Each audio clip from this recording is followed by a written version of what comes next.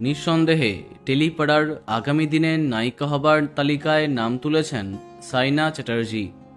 প্রয়াত জনপ্রিয় অভিনেতা অভিষেক চ্যাটার্জির মেয়ে সাইনার মধ্যে আগামী দিনের নায়িকাকে খুঁজে পেয়েছেন নির্মাতারা। প্রথমবার লাইট ক্যামেরার সাথে পরিচিত হয়ে ওঠেন স্টার জলসার জনপ্রিয় অনুরাগের ছোঁয়া ধারাবাহিকের মাধ্যমে। অল্প দিনেই ছোট্ট রূপা হয়ে সবার মন জিতে নিয়েছিলেন। তাই ধারাবাহিক থেকে সাইনার ট্র্যাক বন্ধ হতেই মন খারাপ হয়েছিল অনেক দর্শকের। সাইনার ফেরার অপেক্ষায় ছিলেন অনেক ভক্ত। তবে এবার হয়তো তার সুখবরটা আসছে।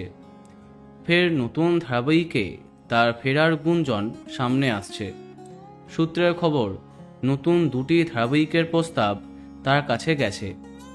জি বাংলাতে আসছে অর্গানিক প্রোডাকশন হাউসের নতুন মেগা, যেখানে মুখ্য চরিত্রে দেখা যাবে রত্নাপ্রিয়া দাসকে। সেই আপডেট তোমাদের দিয়েছি। এই ধারাবাহিকে একটি প্রধান চরিত্রের প্রস্তাব গেছে সাইনার কাছে। অন্যদিকে স্টার জলসার আসন্ন একটি ধারাবাহিকের প্রস্তাব গেছে সাইনার কাছে, কিন্তু এখনও পর্যন্ত কোন মেগায় তিনি কাজ করবেন তা জানা যায়নি।